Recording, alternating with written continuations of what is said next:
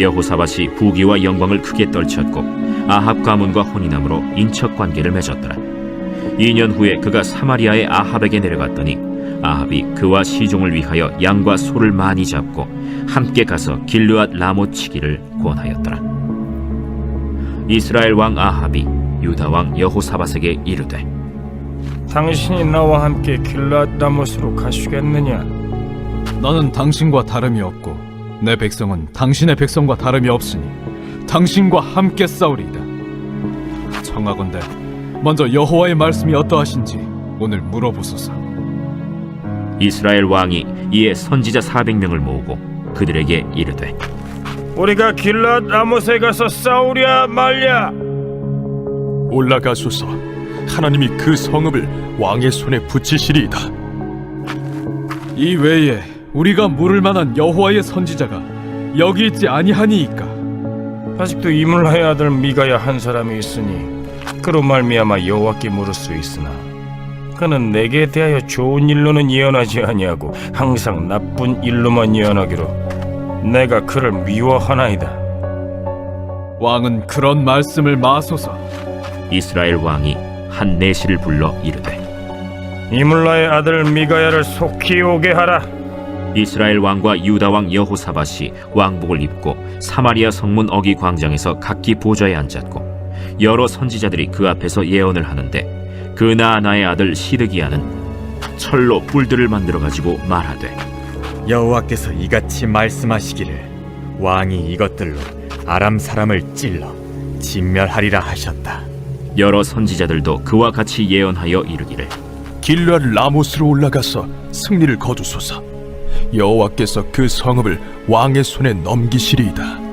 미가야를 부르러 간 사자가 그에게 말하여 이르되 선지자들의 말이 하나같이 왕에게 좋게 말하니 청하건대 당신의 말도 그들 중 한 사람처럼 좋게 말하소서.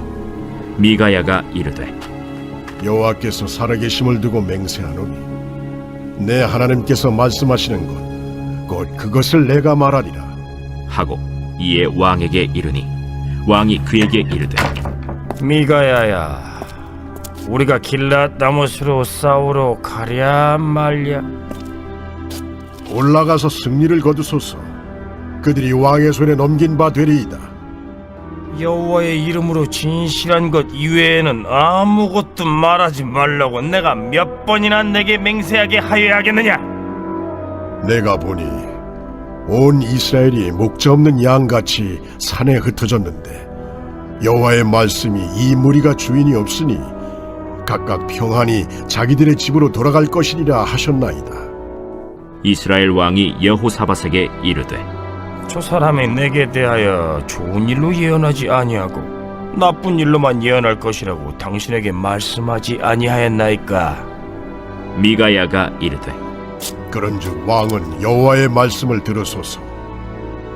내가 보니 여호와께서 그의 보좌에 앉으셨고 하늘의 만군이 그의 좌우편에 모시고 섰는데 여호와께서 말씀하시기를 누가 이스라엘 왕 아합을 꾀어 그에게 길르앗 라못에 올라가서 죽게 할까 하시니 하나는 이렇게 하겠다 하고 하나는 저렇게 하겠다 하였는데 한 영이 나와서 여호와 앞에 서서 말하되 내가 그를 꾀겠나이다 하니 여호와께서 그에게 이르시되 어떻게 하겠느냐 하시니 그가 이르되 내가 나가서 거짓말하는 영이 되어 그의 모든 선지자들의 입에 있겠나이다 하니 여호와께서 이르시되 너는 꾀겠고 또 이루리라. 나가서 그리하라 하셨음즉 이제 보소서. 여호와께서 거짓말하는 영을 왕의 이 모든 선지자들의 입에 넣으셨고 또 여호와께서 왕에게 대하여 재앙을 말씀하셨나이다. 그 나나의 아들 시드기야가 가까이 와서 미가야의 뺨을 치며 이르되 여호와의 영이 나를 떠나 어디로 가서 내게 말씀하더냐? 네가 골방에 들어가서 숨는 바로 그날에 보리라. 이스라엘 왕이 이르되 미가야를 잡아 시장 아몬과 왕자 요아세게로 끌고 돌아가서 왕이 이같이 말하기를 이놈을 옥에 가두고 내가 평안히 돌아올 때까지 고난의 떡과 고난의 물을 먹게 하라 하셨나이다. 왕이 참으로 평안히 돌아오시게 된다면 여호와께서 내게 말씀하지 아니하셨으리이다. 너희 백성들아, 다 들을지어다. 군중심리라는 말이 있습니다. 다수를 따르는 게 나에게 득이 된다라는 그런 어렴풋한 믿음에 근거한 그런 마음입니다. 그러다 보니까 타당한지 아닌지 복잡하게 생각할 필요가 없습니다. 좀 더 편안한 선택을 하려는 것이지요. 많은 사람들이 선택했다는 이유만으로 이 다수의 행동을 따르는 것입니다. 이런 군중 심리에 의한 선택은 쉽게 후회되기 마련입니다. 많은 사람들이 선택한 것이 무조건 옳은 것이 아니기 때문에 그렇습니다. 그래서 우리에게는 분명한 선택의 기준이 있어야 합니다. 예언자들의 삶의 이유는 다른 데 있지 않습니다. 하나님의 말씀, 즉 하나님의 뜻을 전하는 것에 있습니다. 그 목적은 바로 진리를 말하는 것이지요. 그 진리를 들은 하나님의 백성들은 진리를 깨닫고 뜻에 순종하는 데 그 삶의 목적이 있다고 할 것입니다. 예언자들의 삶이 진리를 전하는 것이라면 하나님의 백성들은 진리의 말씀을 듣고 순종하는 삶이어야 한다라는 것입니다. 이렇게 말씀에 순종하는 삶을 살아가기 위해서 무엇보다 필요한 것은 바로 말씀을 듣는 일입니다. 하나님의 말씀이 제대로 전달되었다면 잘 듣고 깨달은 바를 순종하면 되는데, 오늘 본문 속에서 예언자와 청중의 모습은 바른 모습이 아니었습니다. 청중들, 특히 아합은 자신이 듣고 싶은 예언만 들었습니다. 또한 예언자라고 하는 자들은 사람들이 듣고 싶어하는 말만 들려주고 그 사람들에게 즐거움을 선사하면서 대가를 받기만 했습니다. 상황이 이러다 보니까 예언을 듣는 사람들을 유익하게 할 수도 없었고 바른 길로 인도할 수도 없었습니다. 오늘 본문의 아합과 여호사밧의 혼인 동맹은 그야말로 괴이한 조합입니다. 여호사밧은 아마도 아버지 아사 때부터 그런 이어진 이스라엘과의 전쟁을 종식시키기 위해서 이런 동맹을 맺었다라고 볼 수 있습니다. 그런데 이 동맹은 여호사밧을 계속 어려움에 빠뜨렸습니다. 여호사밧은 이스라엘이 아람에게 빼앗긴 길르앗 라봇을 되찾는 전쟁을 도와달라는 그런 아합의 요구를 거절할 수가 없었습니다. 왜냐하면 아버지 아사가 다메섹에게 뇌물을 바쳐서 이스라엘의 성읍들을 치게 했었기 때문입니다. 그러나 여호사밧은 전쟁을 피할 수 없는 상황에서 먼저 하나님의 말씀을 구하는 것을 잊지 않았습니다. 여호사밧이 지혜로운 왕이 될 수 있었던 것은 어쩔 수 없이 위험한 일에 뛰어들어야 할 때 먼저 하나님께 기도하며 그분의 뜻을 구했기 때문입니다. 이처럼 참된 지혜자는 자신의 생각이 아니라 말씀을 통해서 하나님의 뜻을 찾으려는 노력을 하는 사람을 말합니다. 흔히 좋은 약은 입에 쓰다라는 말이 있듯이 지도자가 주위에 아첨꾼들만 둔다면 결국 그 공동체는 망하거나 그 지도자가 쫓겨날 수밖에 없는 그런 상황에 놓이게 될 것입니다. 본문은 지극히 어리석은 지도자와 매우 지혜로운 지도자를 대비시킴으로써 지혜로운 지도자의 특성이 무엇인지 일깨워줍니다. 아합 주위에는 아첨하는 선지자들이 400명이나 있었습니다. 그들은 하나같이 하나님의 이름으로 길르앗 라못에서 승리할 것이다 라고 예언했습니다. 그런데 여호사밧은 400명이나 되는 선지자들의 예언을 듣고도 여호와의 선지자가 또 없냐고 찾았습니다. 그는 선지자 400명의 예언이 하나님께로부터 나온 것이 아님을 간파했던 것이죠. 아합은 자기에게 나쁜 일로만 예언하는 아몰라의 아들 미가야가 있다고 실토합니다. 좋은 약은 입에 쓰기 마련인데 아합은 쓴소리하는 선지자를 곁에 두려 하지 않았기에 이스라엘 역사상 최악의 왕이 될 수밖에 없었습니다. 그러나 여호사밧은 400명의 예언이 거짓임을 간파하고 미가야의 쓴소리를 들어야 한다고 주장했습니다. 여호사밧도 전쟁에서 승리한다라는 예언이 듣기 좋았을 것입니다. 그러나 예언의 내용을 떠나서 하나님의 참된 내용을 하나님의 참된 말씀을 듣고자 했다는 것에 주목해 볼 필요가 있습니다. 진정한 영성에는 자신의 잘못을 드러내는 성령의 음성에 귀를 기울이고 자신의 과오를 살피는 태도가 필수적입니다. 겸손만이 진정한 경청과 순종으로 나아가게 하기 때문입니다. 그런데 거짓은 의외로 강력합니다. 아합은 어쩔 수 없이 미가야를 부릅니다. 그런데 미가야를 기다리는 동안에도 선지자들의 달콤한 예언은 멈추지 않았습니다. 특히 시드기야의 예언은 아주 인상적입니다.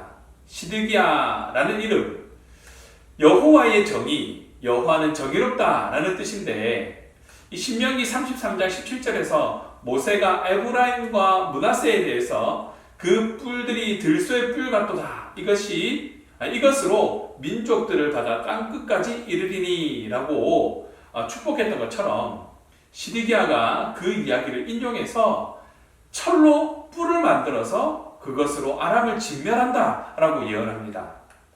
이렇게 말씀까지 인용하면서 예언하고 있으니까 상당히 설득력 있어 보이기도 합니다. 그러나 거짓은 매우 교묘합니다. 그러므로 거짓을 분별하기 위해서 우리에게는 지혜가 필요한 것이고 그 지혜는 성령으로부터 나온다는 것을 우리는 기억해야 합니다. 이어지는 내용에는 미가야가 위협적인 상황에서 굴하지 않고 올바른 예언을 선포하는 장면이 나옵니다.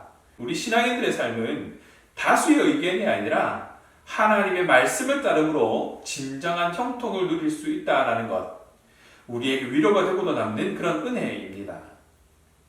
하나님의 말씀이 없는 곳에는 신앙의 승리가 있을 수 없음을 잊어서는 안 됩니다. 아합은 미가야의 입을 통해서 선포된 하나님의 경고를 듣고도 회개하지 않고 오히려 그를 학대합니다. 모세가 전한 하나님의 말씀을 듣지 않고 자신의 마음을 완악하게 하고 이스라엘 백성을 학대했던 그런 바로의 모습과 같은 모습입니다. 아합은 자신이 평안이 돌아올 것이라고 장담했습니다. 그러나 그는 무엇이 진정한 평안인지, 누구로부터 평안이 오는지 알지 못했습니다. 예수님은 요한복음 14장 27절에서 이렇게 말씀하십니다. 평안을 너희에게 끼치노니 곧 나의 평안을 너희에게 주노라. 내가 너희에게 주는 것은 세상이 주는 것과 같이 아니하리라 라고 말씀하셨습니다. 아합이 듣기 좋아하고 누리기 좋아하는 평안은 거짓의 영들이 들려주는 괴팍한 그런 쾌락이었지 진정한 평안이 아닙니다. 미가야가 진리의 말씀을 전하기 위해 고난도 마다하지 않았던 것과 같이 신약시대의 성도들도 예언자적 사명을 가지고 살아가야 합니다. 사도 바울은 고린도후서 1장 3절부터 5절에 이르는 말씀으로 어떤 환난을 당하더라도 하나님께 받는 위로로 다른 사람에게 진정한 위로를 베풀 수 있고 고난을 받는 자가 받는 위로도 크다라는 것을 우리에게 가르치고 있습니다. 예언의 대세는 승리에 대한 이야기였습니다. 미가야를 부르러 간 사자는 그에게 대세를 언급하면서 이렇게 말합니다. 그냥 좋게 끝냅시다. 그러나 미가야는 자신에게 선택권이 없다고 말하면서 누가 뭐라고 해도 하나님의 말씀만 전하겠다고 말합니다. 미가야가 아합에게 처음 예언한 내용은 승리의 선언인 듯 하지만 아마도 빈정거리는 말투였을 것입니다. 그래서 아합이 진실을 말하라고 추궁했던 것 같습니다. 그러나 미가야는 이스라엘이 목자 없는 양같이 흩어진다고, 즉 왕이 죽고 군대가 흩어질 것이다 라고 예언합니다. 그런데 역설적으로 이스라엘 백성이 각각 평안히 집으로 돌아갈 것이다 라고 표현합니다. 그들을 못살게 굴었던 아합이 죽을 것이기 때문입니다. 이스라엘에게는 전쟁에서 패하고 아합이 죽는 것이 복이라는 뜻이지요. 400명이 승리를 점치는 상황에서 최고 권력자들에게 이런 말을 하기는 쉽지 않습니다. 그러나 하나님의 말씀만을 전하고 그에 따르기로 결단한 사람이라면 당연한 행동입니다. 그러한 결단이 이어지는 저와 여러분 되기를 간절히 바랍니다. 아합이 착각한 것이 있습니다. 자신이 충분한 지식을 가지고 있다라는 것입니다. 그래서 미가야의 예언을 들을 필요가 없다라고 생각한 것이지요. 이미 400명의 예언자가 말을 한 것도 있고 본인이 생각했을 때도 그러하니까 굳이 미가야의 말까지 들어야 하겠느냐라는 것이 그의 생각이었습니다. 그러나 미가야는 많은 선지자가 한결같이 승리를 장담한 것고 아합이 자기 말을 듣지 않는 이유를 설명합니다. 천상회의에서 그렇게 결정되었기 때문이고 선지자들 400명이 모두 거짓말하는 영에 사로잡혔기 때문이다 라고 말하고 있죠. 그럼에도 시드기야는 여호와의 영이 자신과 함께 하신다 라고 확신했습니다. 많은 사람들이 선택했다고 그것이 옳은 길이라고 확신하면서 대세를 철석같이 따르는 그의 생각은 바꾸기가 쉽지 않습니다. 결국 패배와 멸망의 날이 닥쳐서야 자기가 틀렸다는 것을 알게 되지만 그때는 이미 돌이킬 수 없는 때입니다. 아합은 미가야를 가두고 고난의 떡과 고난의 물을 먹게 하라고 명령합니다. 미가야가 선포한 하나님의 뜻에 정면으로 도전장을 내민 셈입니다. 이에 미가야는 아합이 평안히 돌아온다면 자신의 예언이 하나님의 말씀이 아니다 라고 선언하면서 너희 백성들아 다 들을지어다 라고 외칩니다. 아합은 결국 죽을 것이니까 백성에게 자기 예언이 진실이라는 것에 대한 증인이 되어달라는 단호한 요청인 것이죠. 하나님의 말씀을 따르기보다는 다른 사람들이 하는 말에 귀를 기울인다면 결국 멸망으로 치닫게 될 것입니다. 말씀을 정리합니다. 우리는 하나님 나라의 통치자들입니다. 따라서 가장 귀한 덕목은 바로 하나님 말씀에 귀를 기울이는 것입니다. 말씀이 내 마음을 불편하게 할 때 오히려 더욱 집중해야 합니다. 가슴을 찌르는 말씀이 주어질 때 감사하며 회개하는 자리에 서서 참된 신앙인의 모습을 회복해야 하는 것이 바로 저와 여러분의 모습입니다. 그리고 신자라면 세상의 대세가 아니라 예수 그리스도를 따라야 합니다. 예수님을 따른다는 것이 꼭 다른 사람들과 무조건 달라야 한다는 것을 뜻하는 것이 아닙니다. 그러나 예수님을 따르다 보면 대다수의 사람들과 다른 길을 선택하게 될 때가 많습니다. 그래서 두려움을 느끼거나 손해를 감수해야 할 수도 있습니다. 그럼에도 불구하고 성도는 대세를 따라서는 안 됩니다. 하나님이 맡기신 사명을 따르는 사람, 세상을 하나님의 권세로 통치하는 사람은 대세가 아니라 하나님의 말씀을 따른다라는 것입니다.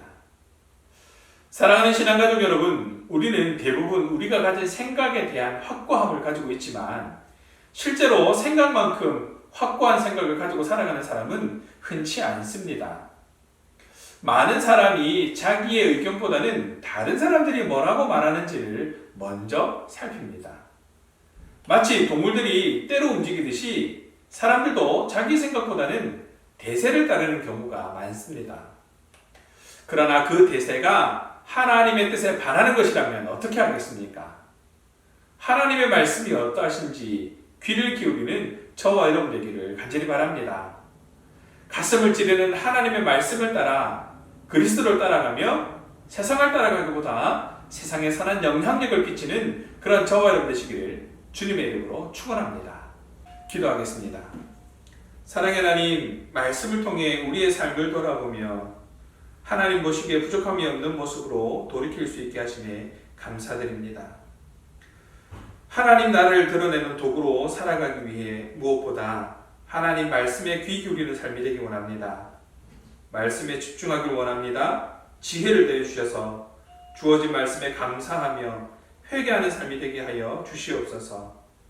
참된 신앙인의 모습을 회복할 수 있도록 주장하여 주옵소서. 또한 세상의 대세를 따르지 않고 그리스도만을 따라가는 굳은 믿음을 허락하여 주시옵소서. 하나님의 말씀이 어떠하신지 늘 귀 기울이는 자녀 될 수 있도록 인도하여 주시옵소서. 감사합니다 주님. 우리 주 예수 그리스도의 이름으로 기도합니다. 아멘.